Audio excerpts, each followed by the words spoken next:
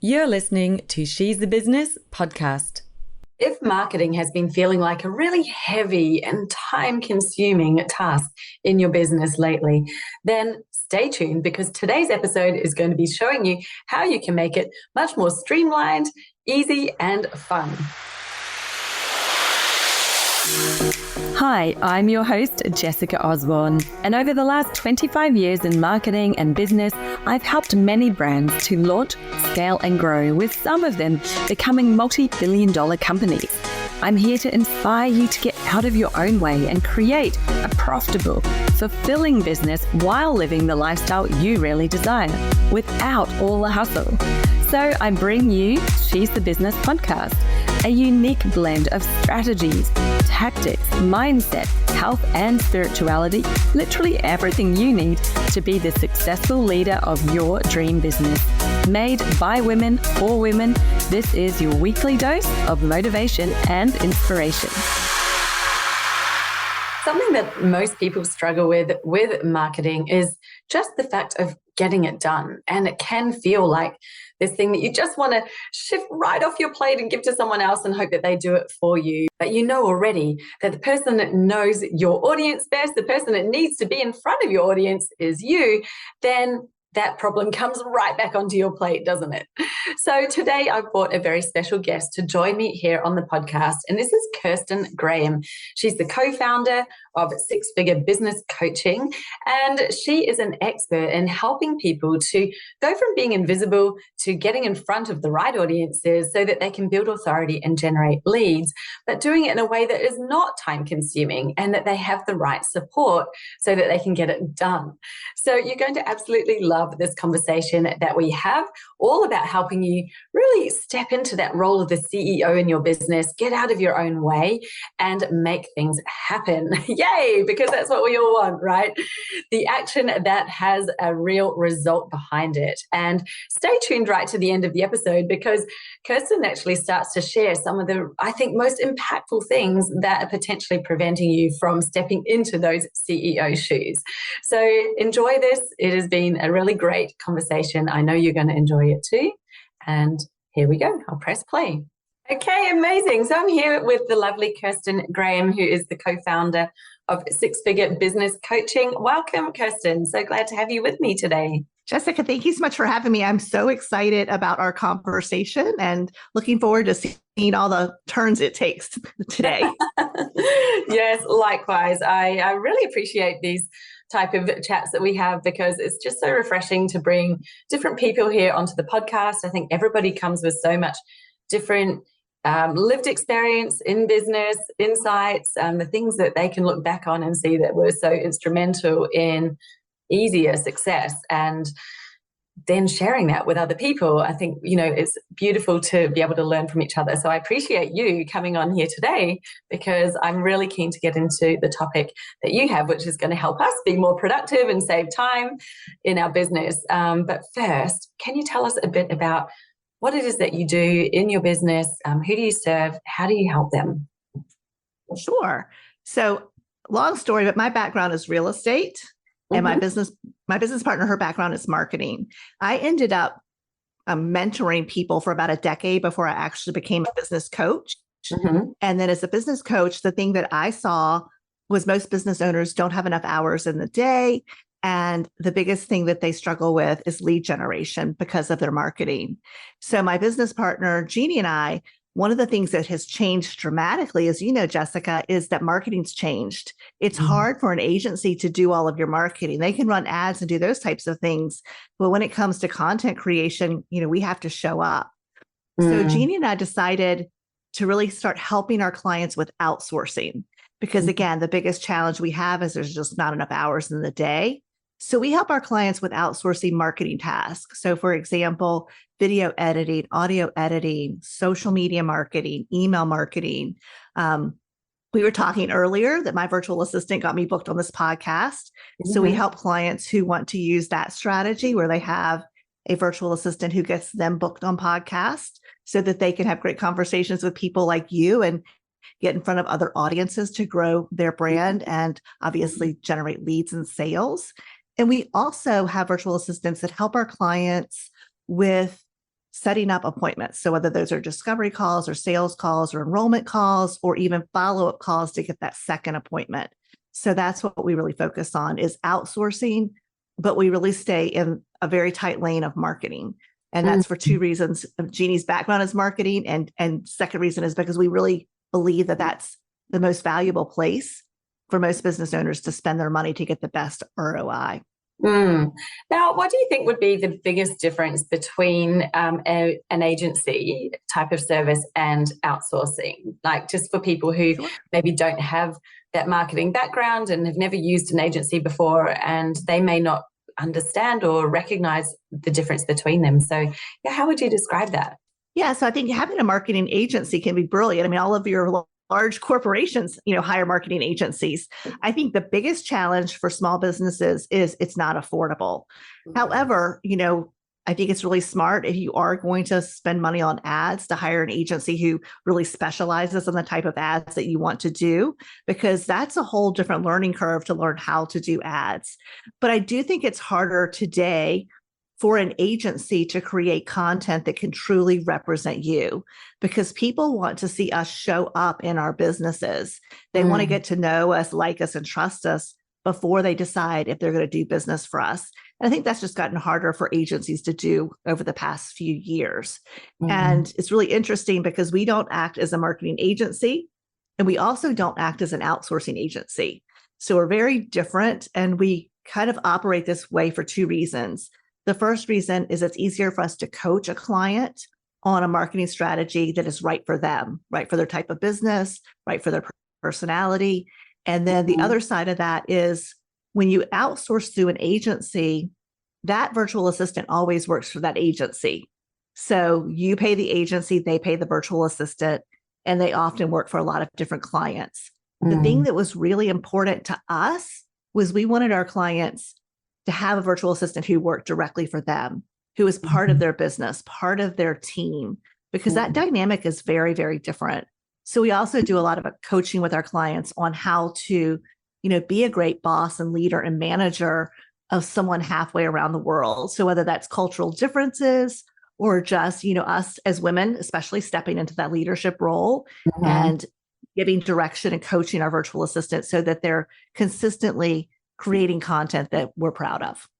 Yeah, that is so important. I know that as somebody who has been a manager back in my corporate days, and then, I do outsource and have some VAs that work for me, but it is so critical to be communicating really clearly what it is that you want done, not only, but also like, what does success really look like? And I think that it's always been, I see a lot of people being frustrated with like, oh, well, I hired a VA and it didn't work. And I'm always like, well, it may not be the VA. It may be that there was just a really big gap in understanding of what it was that you wanted done and what your expectation was, and that they didn't deliver in line with it. And it's, usually we've got to actually take that responsibility back, wouldn't you say, and kind of put that hat back on and say, well, that's on me. If they didn't deliver what I wanted, then that's not them.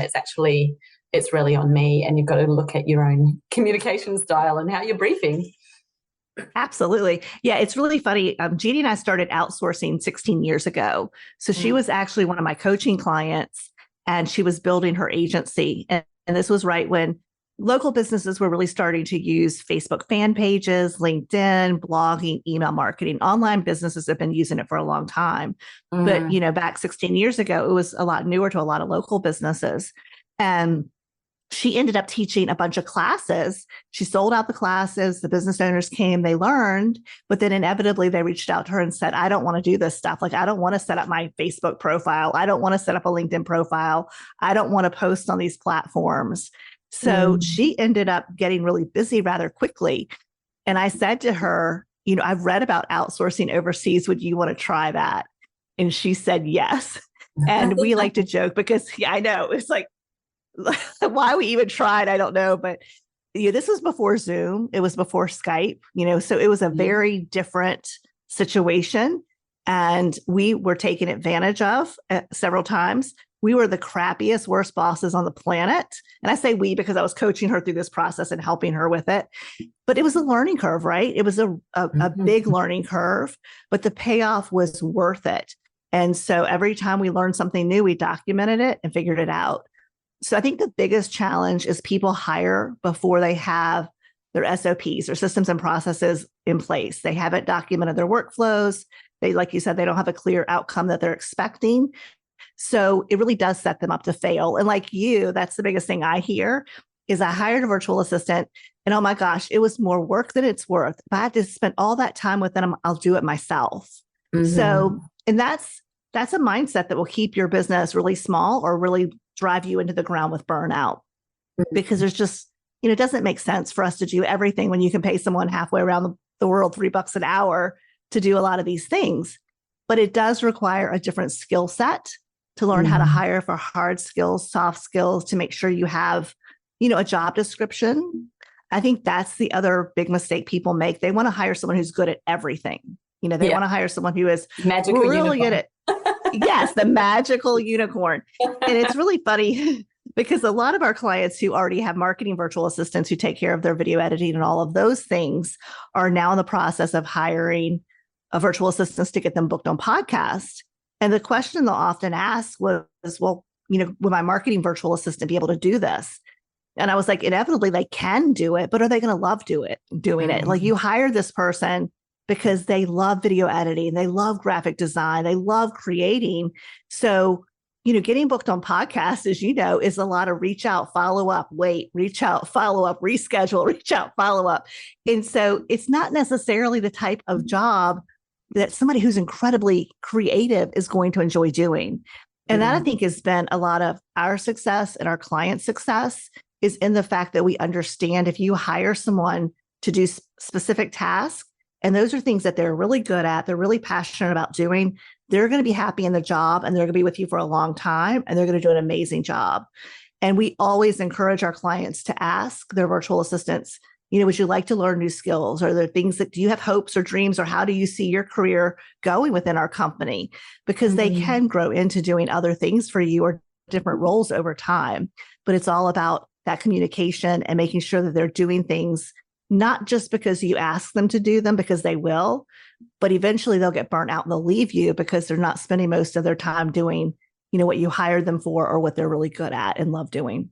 Yeah, that is so true. And, you can just see that, reflected onto yourself. What are the things that you love doing and what will you, in the day feeling really good about versus what feels really hard? And I think that often there's that whole, well, I know that person already, and so it's just easier to ask them to do it. And like you said, it's not that they can't do it, but when it's not in their core competency, it could probably take them longer. It could be harder. They may not be getting as good a results, and that would lead them to be feeling like more of a failure as well. So it's kind of like this negative cycle that happens there. Whereas when you can help them to shine and to use their skills that they're really good at, then that's a win-win for both of you because they're really leveraging that time best for you. So I love that. It's such a good reminder because I think we do often just feel like, you want to keep it simple. And that's one of those catch-22s. I think because of my days back in marketing and using agencies through business, agencies tended to always want everything.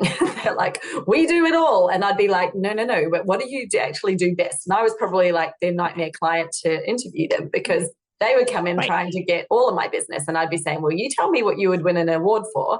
And that's what I'm interested, maybe, if that's what I need. But that's what the only thing I'm really interested in talking to you about. I don't care about all the other things that you do.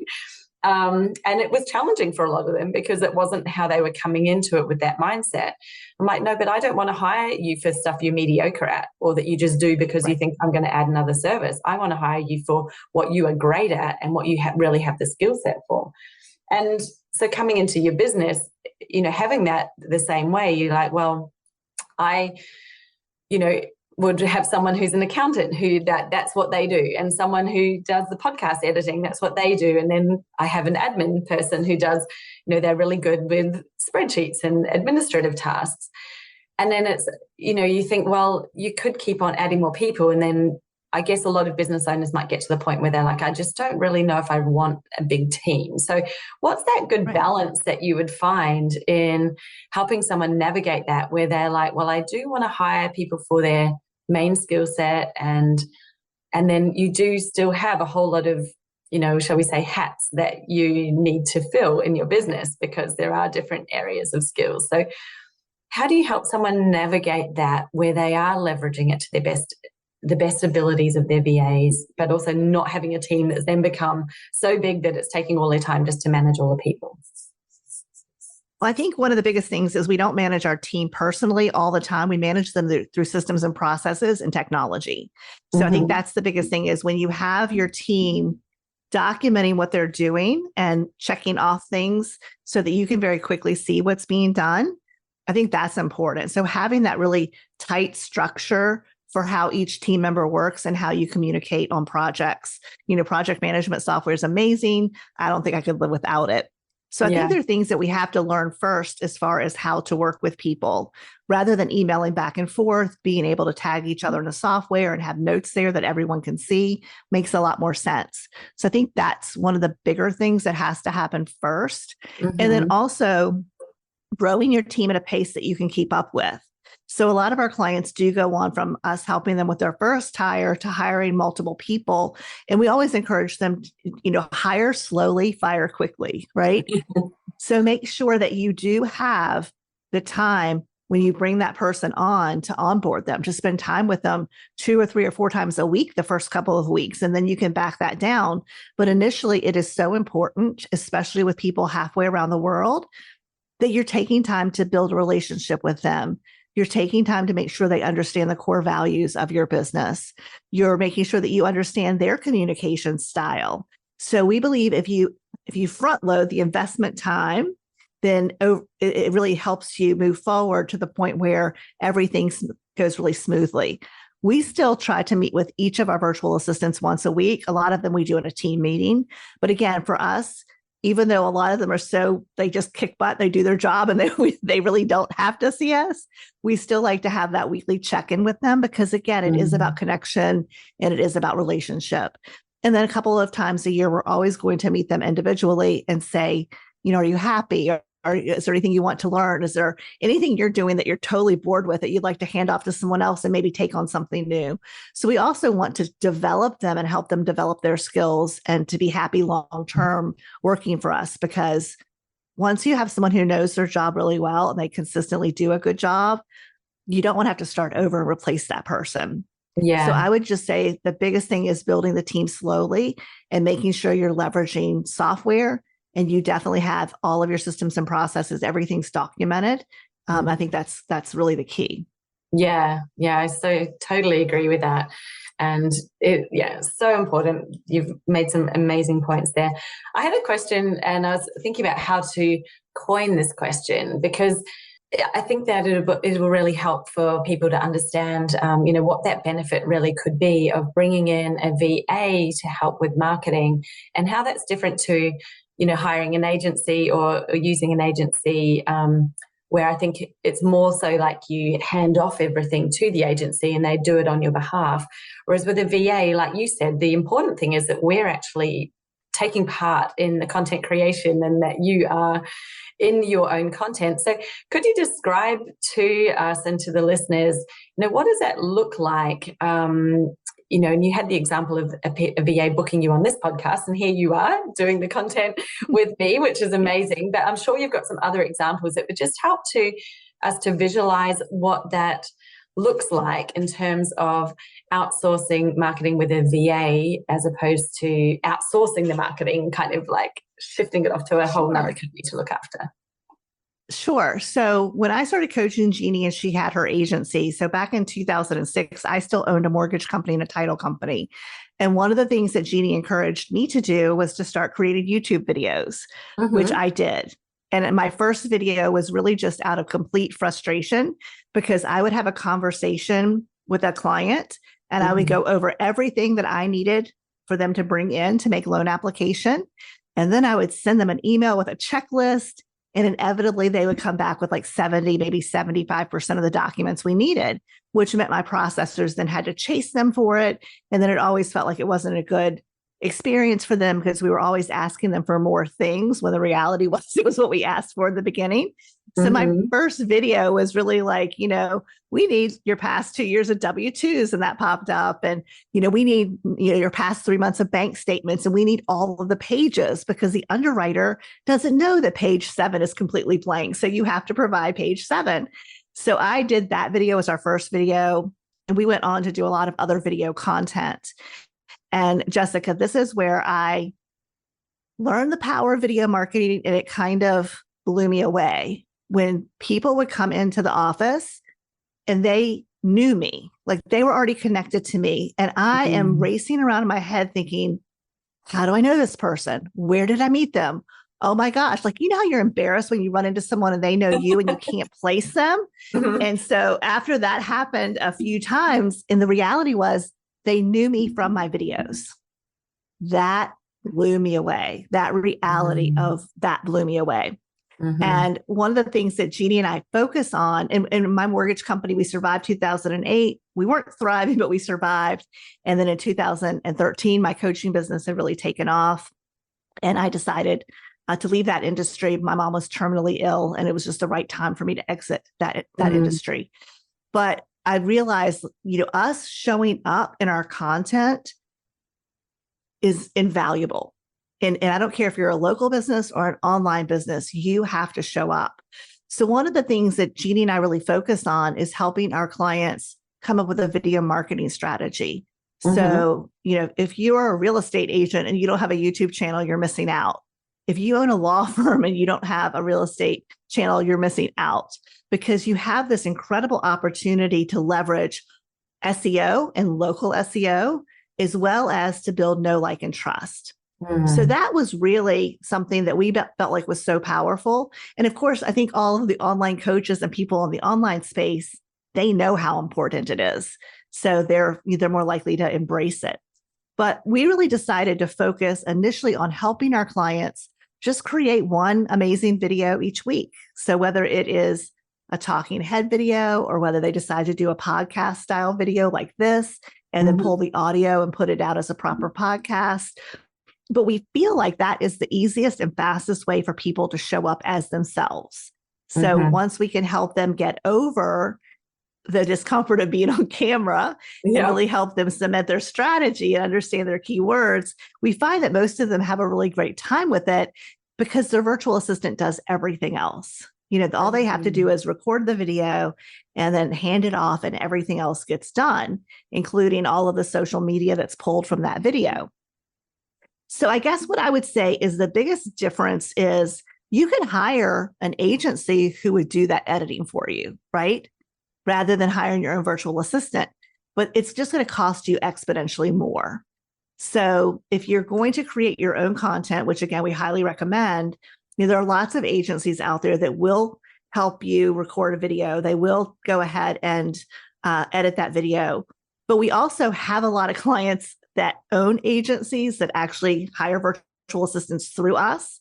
And for agency owners, and I know you said you worked with a lot of agencies, a lot of times agencies are chasing their clients to get content from them, right?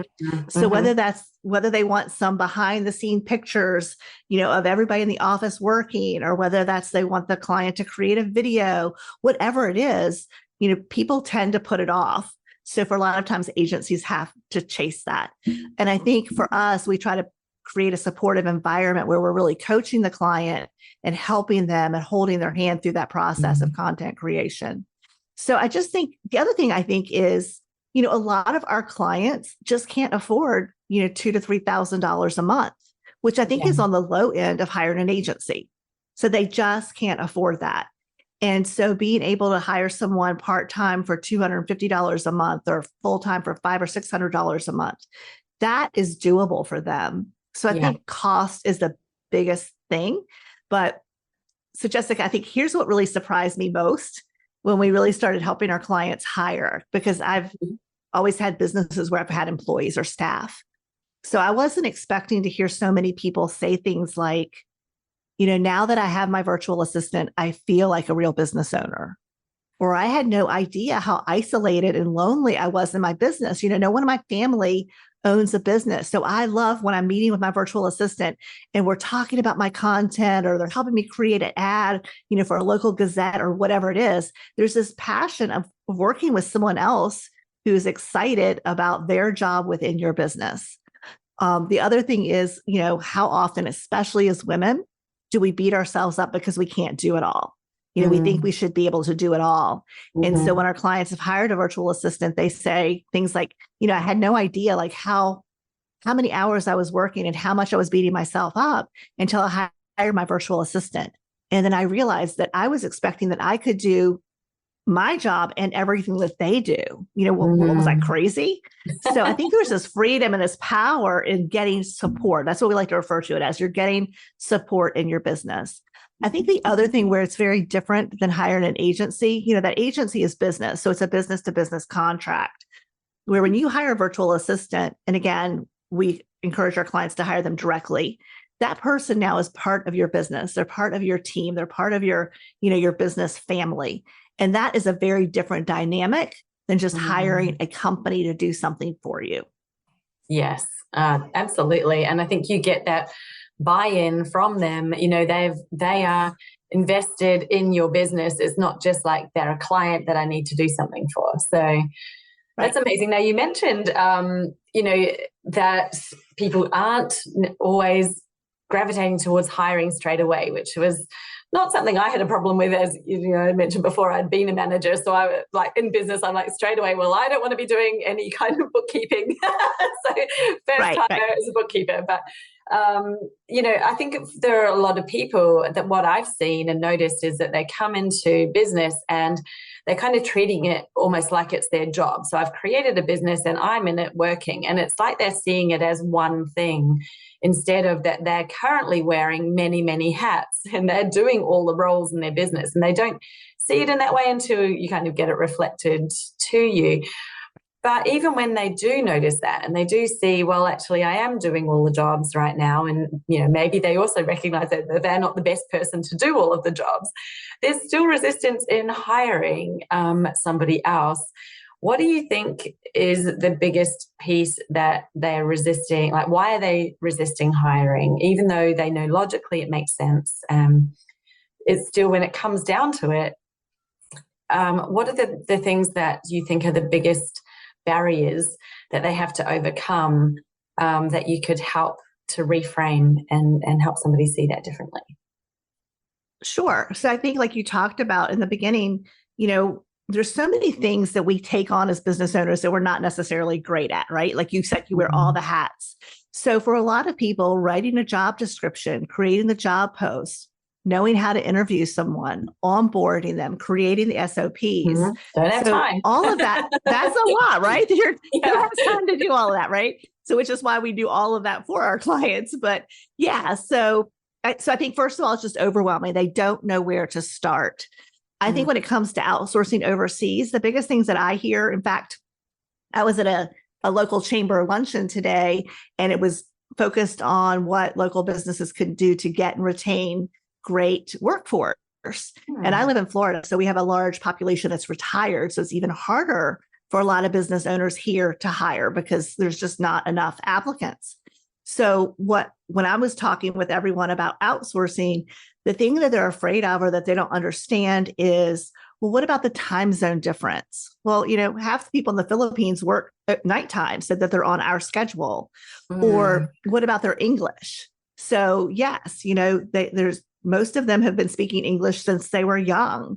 And it's really funny because a lot of our virtual assistants who are, let's say, under 35, so they have young families, almost all of them choose to speak primarily in English with their children because they understand how important it is for them to be really, really fluent in English and to have less of an accent. I mean, they still want them to learn their language and culture, obviously, but they really focus a lot on English. So I think that's something else. Well, can I get someone who I could actually communicate with? So I think it's just there are a lot of fears around it. But I think it's like anything else. You can choose to go it alone, or you can find, someone to help you with that. Someone who's gone through that, that minefield before you and got to the other side safely, who can guide you. And so I also think that there's something else that is deeper that holds people back from hiring. And I think sometimes it's the safety of sitting at home behind your computer. So for people, they would rather spend hours and hours and hours learning how to edit video or learning how to do something in Canva, because it's safer than getting out and having a conversation with someone, right? So most people don't realize the number one thing that you need to be good at to start a business is sales. And most people think sales is a horrible, lousy, sleazy word. But the bottom line is, if you're not going out and getting clients and bringing them into your business, you don't have a business. So it's a lot easier to sit and do other things. You're working, but you're not working on things. Yes, you're keeping busy. So, and again, and I think that's perfectly normal. Like it's scary to get out there and have conversations with people. It's scary to get rejection. So it's a lot easier to do the busy work, I think. Yeah. And what would you say to the person who's like, well, it's just faster if I do it because I'm already doing this and I know what I'm doing. And so I can just get it done. Whereas bringing someone else in and then showing them how to do it, that's just going to take me so much time. Like, do you get that resistance from people who just don't want to let go of stuff because they think it's faster and easier if they do it? Well, faster and easier, or I can do it better. Right. So look, I know I just not gonna do it better. So, for some people, being self-employed, so starting a business that just employs themselves, they've created a job for themselves, is the extent of what they want. And that is okay. Right.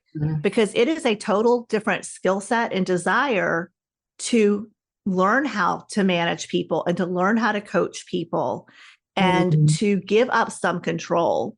So when someone says, oh, well, I've got my editing down, or, whatever it is, and, I do it just the way I want it.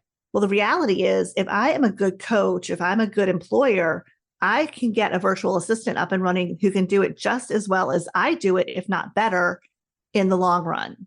And it's also, it doesn't make sense for us to do $3 an hour tasks. That's what I keep reminding people of. If you can pay someone $3 an hour to do something, what could you go do with that other hour? Could you go to a local networking event? Could you get involved in an online networking event? Could you reconnect with some people in a Facebook group? Could you follow up with some people that you talked to a week ago to go ahead and close that sale? What could you do in that hour that would really move your business? And heck, maybe it's just go have dinner with your family, whatever that looks like. Yeah, take some time out. So true. And I think that one of the biggest, shifts that I had to make back in the day was, and, it started off actually being a manager and delegating to my team at the time, even though I knew I was able to do it and I was doing, I had all those thoughts, well, it's faster if I do it and it's of the quality that I want when I do it. So yes, if I invest the time now in helping, another person learn what to do and how to do it to the level that I want, that time investment now pays off in dividends, because then it comes off your plate. Maybe not 100%. You might still be checking in with them and, you'll have a microscopic amount of time for that activity still. But it's like you invest the time now in order to gain it back. And I think that that's the shift that I think a lot of people have trouble with, because they're thinking about, oh, but this is going to take me so much time. And so they're just, you're in the present moment thinking about, I don't have the time to invest because I'm doing the thing. It's like, yeah, I know. Yeah. But that's why you don't have the time to invest, because you're doing the thing. So what if you actually go, well, what else am I doing that doesn't actually need to be done right now, that I can take a little bit of that time and I can invest it in another person learning this. So then they're taking this whole thing off my plate. And so you're always looking for, what are you spending so much time on? Like, what are the really big time sucks? And like you say, the stuff that's like, it doesn't matter if you do it or someone else does it, because it's faceless. You're behind the business doing something in the back end. you aren't really adding the value as the person, as the leader, as the business owner. And I love those examples of like, yeah, you could be getting out and actually meeting people or making new connections. Like only you can do that. No one else can be you doing those things, right? So it's like, yes, it's crazy when you think about it. But, I'm saying that because I've experienced this. I've been that person who was doing the things and holding tight to the control of it as well and not wanting to let go. Yeah. And yeah, it just does make such a difference when you do. Right. We have a little story here. We had a client who, when she was younger, and she's a dietitian and she has a huge local business and online business. And when she was younger, she worked at a restaurant and she ended up being responsible for the wait staff and the host staff's scheduling. Well, if you've ever worked in a restaurant, it's like herding cats, right? And so she ended up kind of getting thrown into this role that she didn't really get trained to do. And she felt like a total failure every day. So in her mind, she was a terrible leader. She was a terrible manager. So this experience that she had like in college was dictating whether or not as a professional businesswoman, she could step into the role of CEO and manage and lead her team. Right. So we have to look at the things that have happened to us in the past that may make us have fears or doubts, because that's perfectly normal.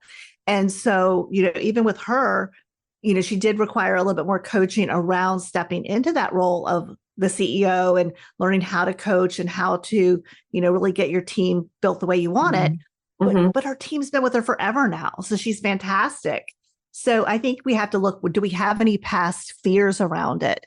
But on the flip side of the coin, for the people who, don't want to take the time or no one can do it as well as they do, there's another side of that coin, which is like my pet peeve, which is when people will say to me, I just want to hire a virtual assistant who will tell me what to do. And I'm like, well, then you should just get a job, right? Because that's not the role of your virtual assistant. It's not your virtual assistant's job to come in and tell you what to do, right? If you want to hire an admin or you want to hire a virtual assistant who maybe has better tech skills than you do, that can really help you get your Google Calendar up and running and help you, get your booking links and your software set up, that makes sense. So if you need support with technology to help you get more organized, yeah, your virtual assistant can totally do that.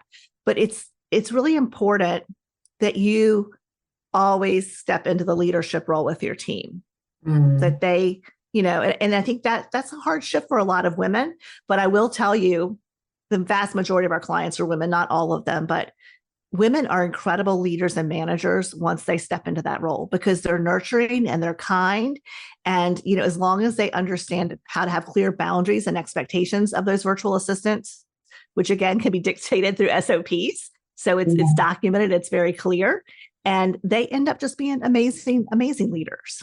Yeah, that's so true. And I think we carry with us a lot from our past. When you've had a job and you've been an employee, it is very different coming into your own business. And like you mentioned a few minutes ago, about the difference between creating a job for yourself and creating a business.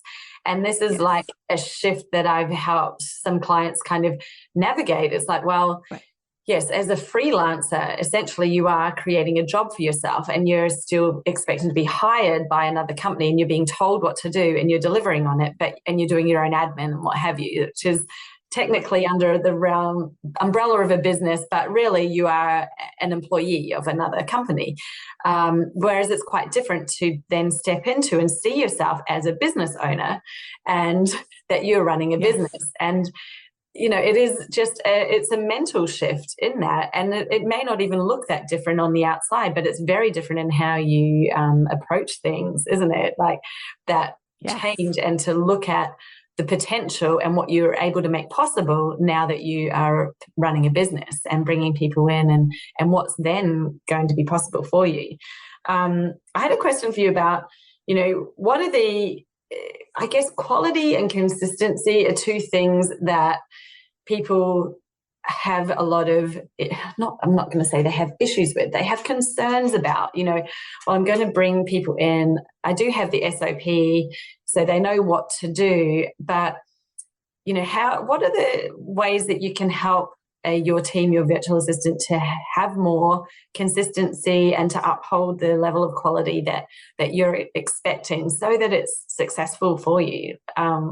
What would you suggest? Right. So one, I think meeting with team members weekly, I think it's very important to have that face-to-face, even if it's face-to-face on Zoom relationship. The other thing is addressing things that aren't getting done right away and not being afraid to set that boundary and ask, this is documented, you checked it off, why wasn't it done? And then shut your mouth and wait for them to answer, and just say we have these processes in place so that we don't skip steps, because a lot of the things that we do require a lot of, steps that have to happen in order for everything to get done, especially with video, audio production and content creation. So I think it's just a matter of not letting things go and addressing it right away. And in fact, I saw something today when I was watching one of our videos that I realized wasn't done. And so I've got an email going out later to the person who handles this job, and she does a lot for us and she's amazing. So I will just circle it around to say, hey, I know you've been really busy, but it's really important that these things are consistently done. Can you go back and look at your past few, videos and make sure this was done? So not letting things slide, which does require us to stay on top of things and look through things. But I think what happens is understanding that they are human, and we had asked her to do an extra project. So I can kind of understand where she might have just gotten extra busy.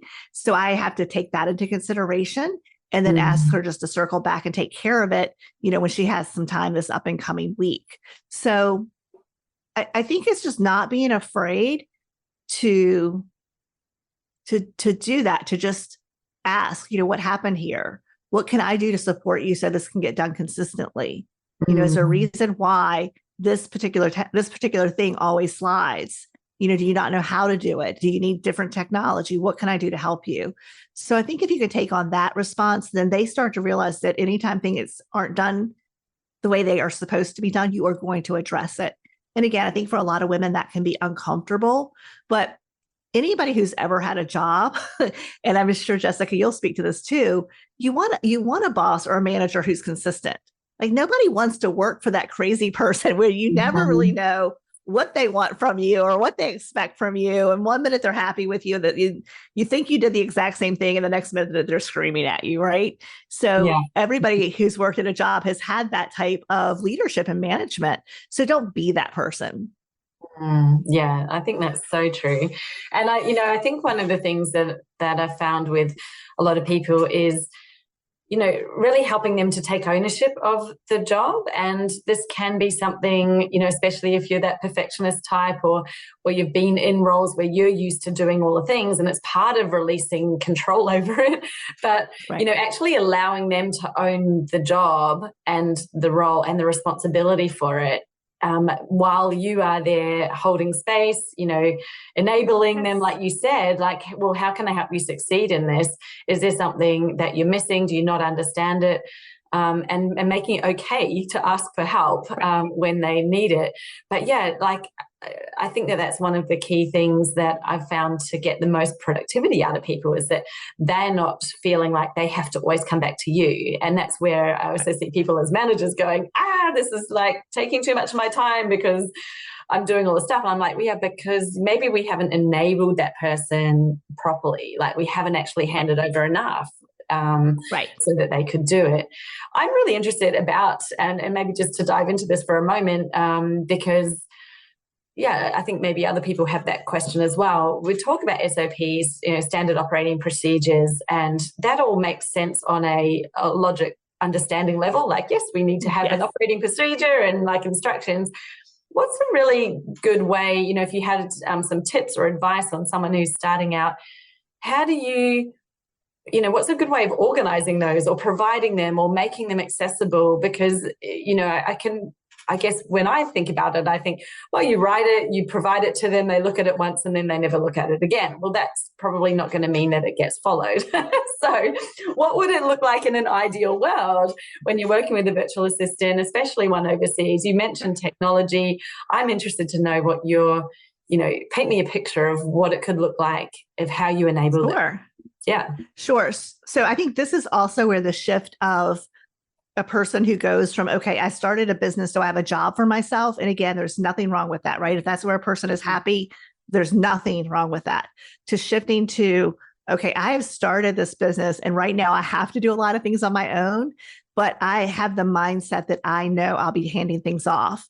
And I love the saying, if you do something more than 3 times that has 3 steps or more, you document it. So creating that process of doing things so that you can hand it off. So for us, we have all of our systems and processes are documented in Trello or Asana, or it used to be Basecamp. So documenting them in a software, and you can then have, so each of our videos that are produced has a card that has a complete checklist. So every single piece of content that is produced has checklists for each part of who has it.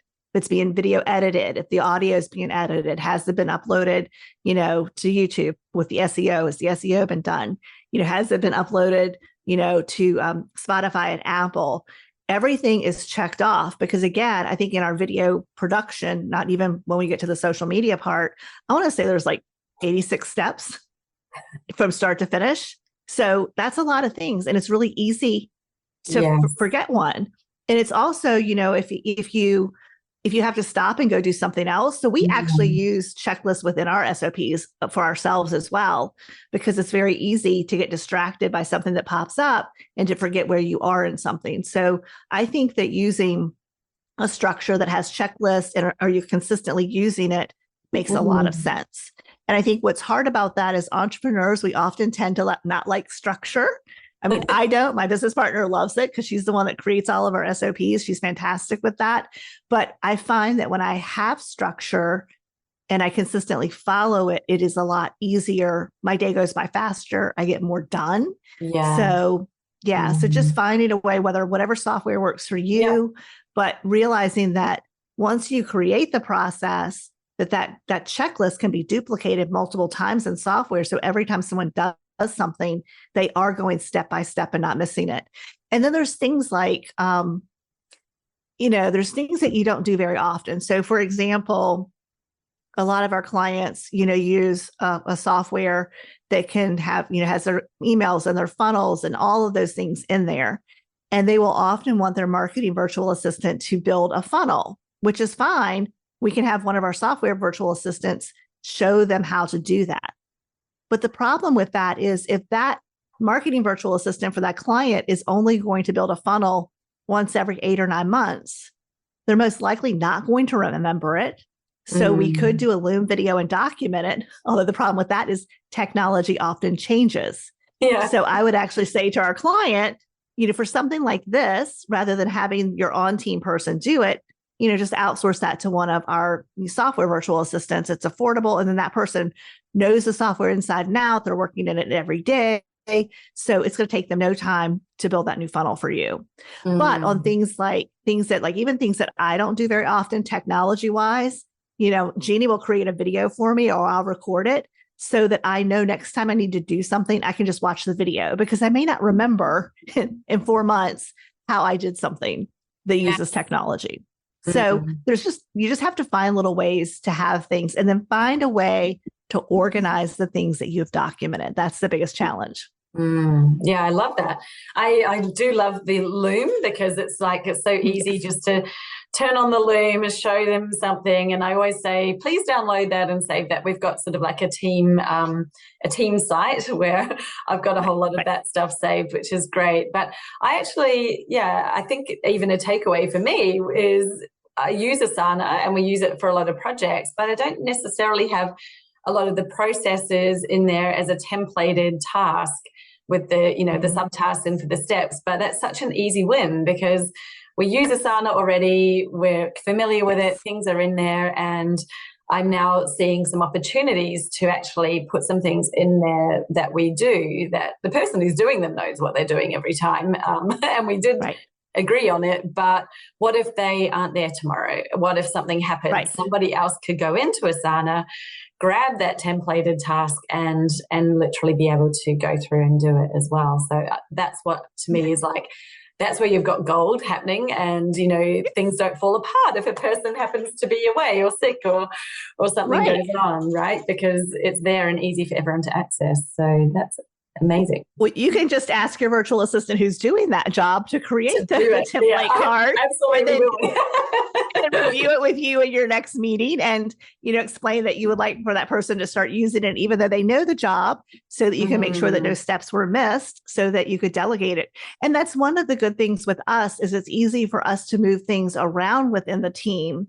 If somebody wants to learn something new, or we have a new project or something different that we want to give to someone, we can very easily take some things off of their plates and reassign them to someone else, because it's documented, and then that person can train the other person on the job. Yes. So by having everything documented, it's very easy to move tasks around among team members. But yeah, I think it's just, I love technology. And I think for people, like, we give all of our clients all of our SOPs. So we provide those for them. So we train our clients on them, and we train their virtual assistants on them. So for a lot of people, what we hear is, oh my gosh, like, I'd always heard about SOPs. I didn't really know what they were. I looked it up. I didn't really know how to do it. I've tried documenting some things, but then I didn't even remember where I put them. And so when they end up getting our structure and then using that with their team, they very easily go on to duplicate that for other parts of their business. And then they can start to hire for other things. So I think it's just something we're not ever really taught, or we don't really see it. And even within corporate America, it's still different. In larger companies, they definitely have systems and processes. But again, I think it's even a little bit different when you have people halfway around the world that you do want to be able to, at a glance, look in, and I can see where everyone is with any of their tasks at any moment. So that makes it really easy for me to look in and see what's going on without necessarily having to ask questions. Yeah, that's so true. And I think my experience of SOPs in the corporate world were very long, boring documents. Yes. And that's like, to me, I'd rather stick pins in my eyes than look at those things.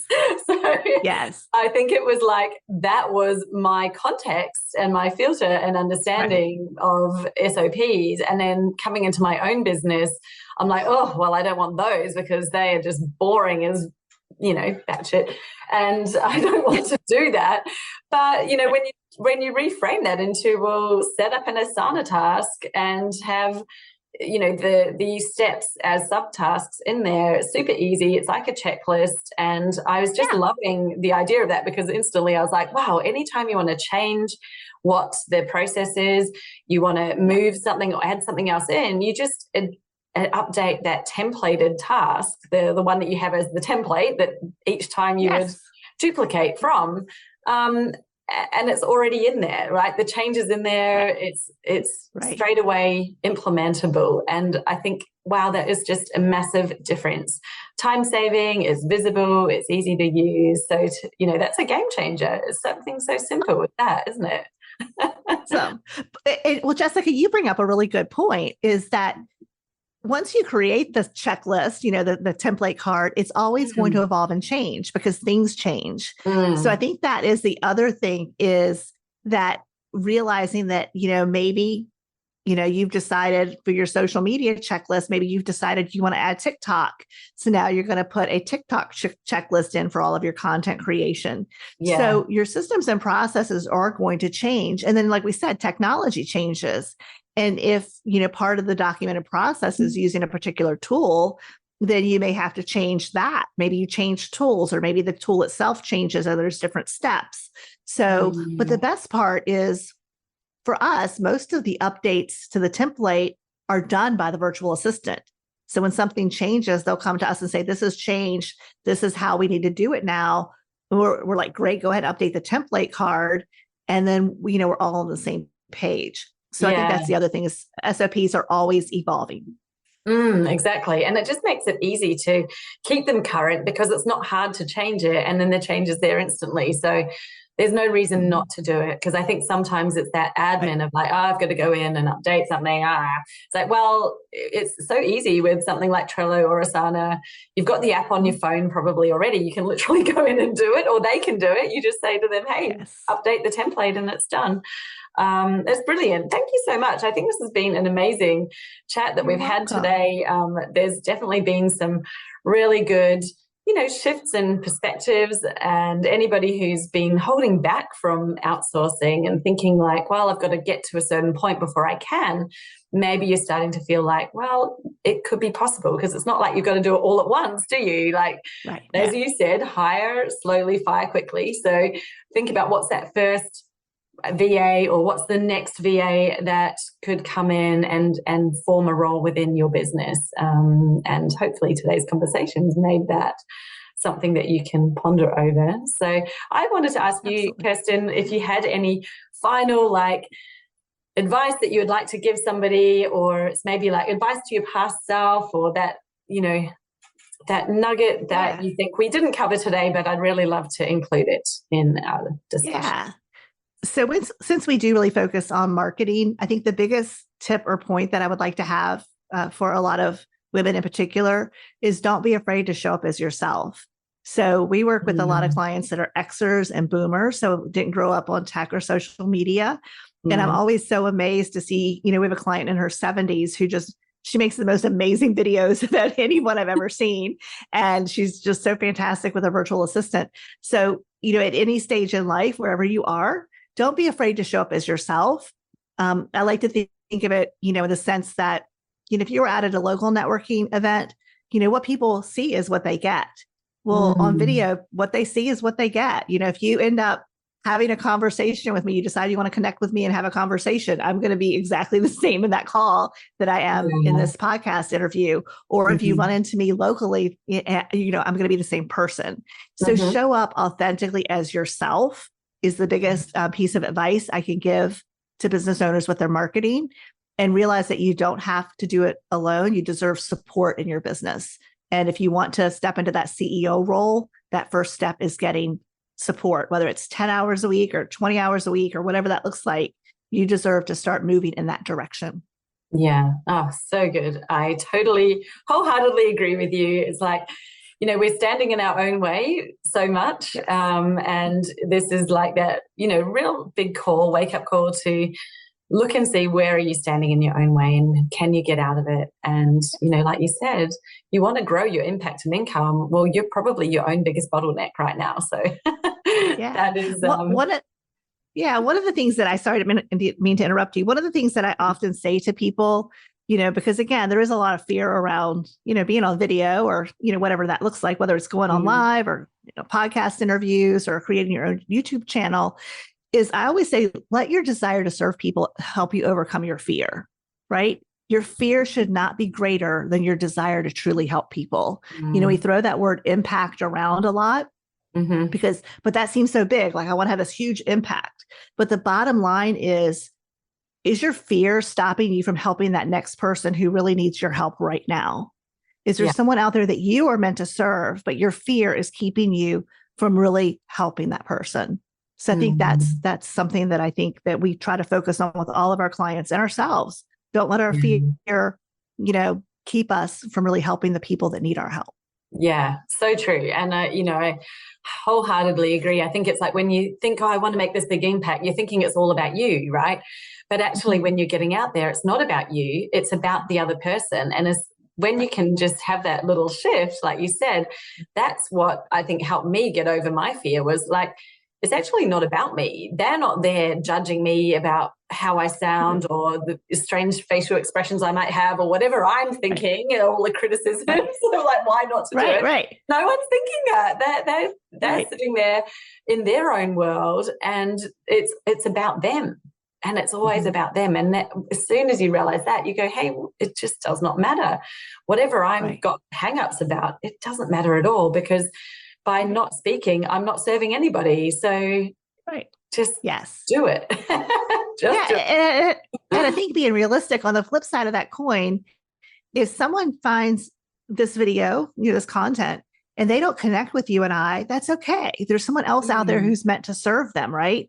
So not everybody is going to connect, with me or with you or anyone out there. But what will happen is the people who are really meant to work with you will be drawn to you. They'll like the way you communicate. They will connect to your body language.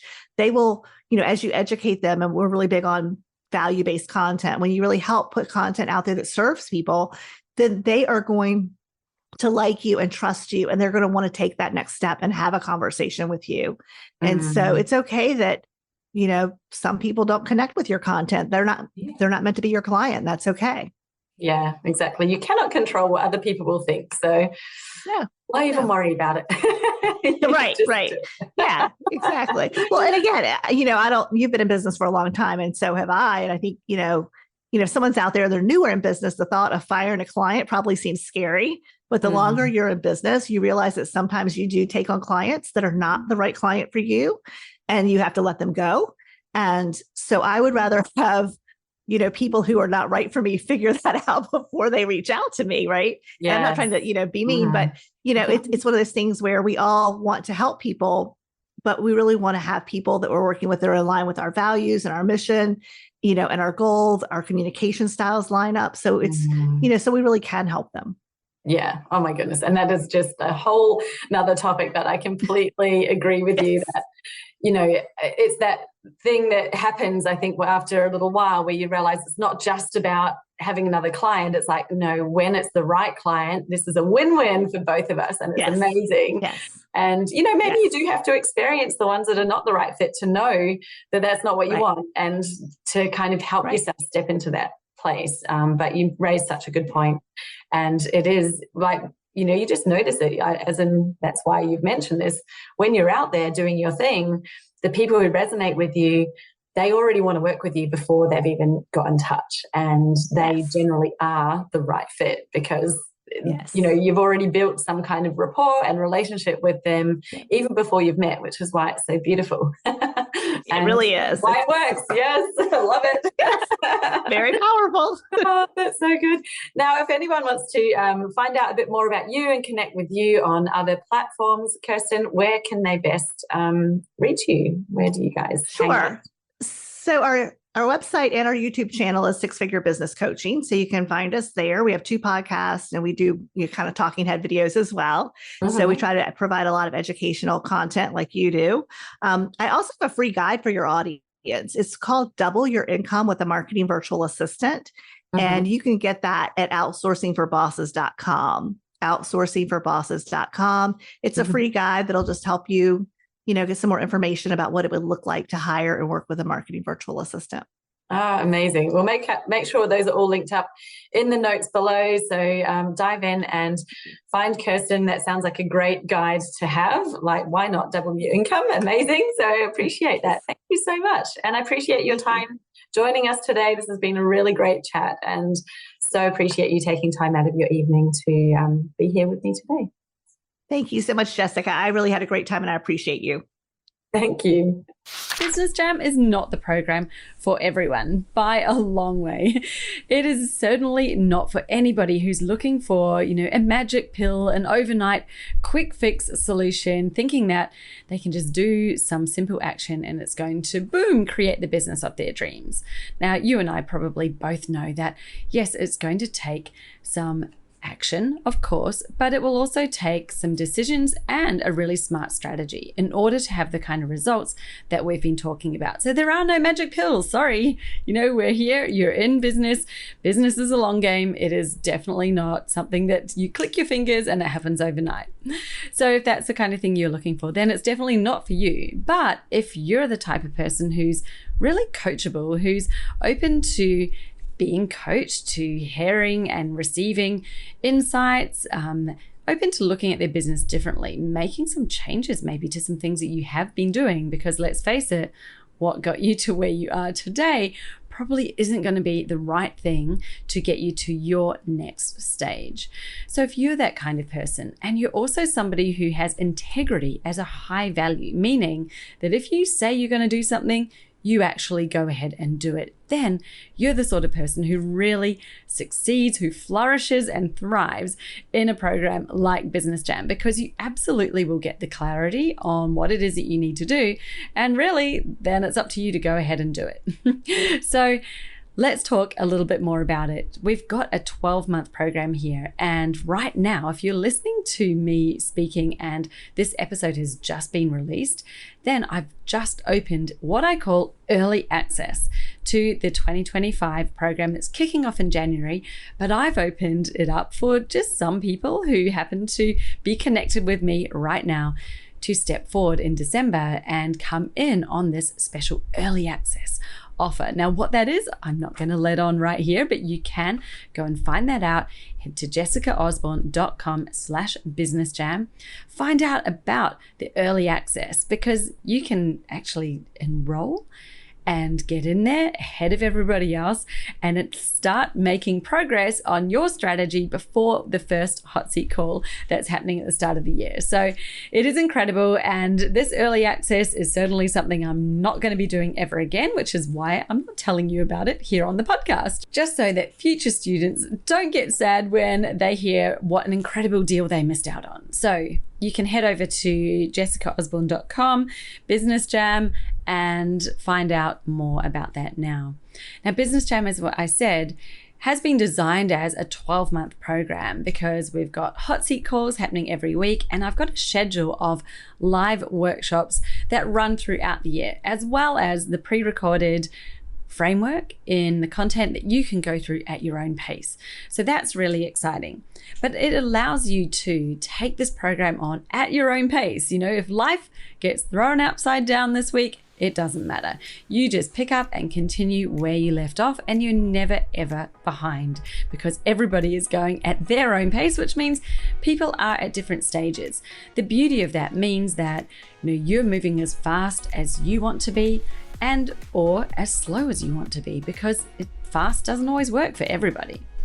You're able to implement and test, review, optimize, all within that time frame. So with that 12 months, it really gives you the time to design, implement, and optimize your strategy that is tailored for your business.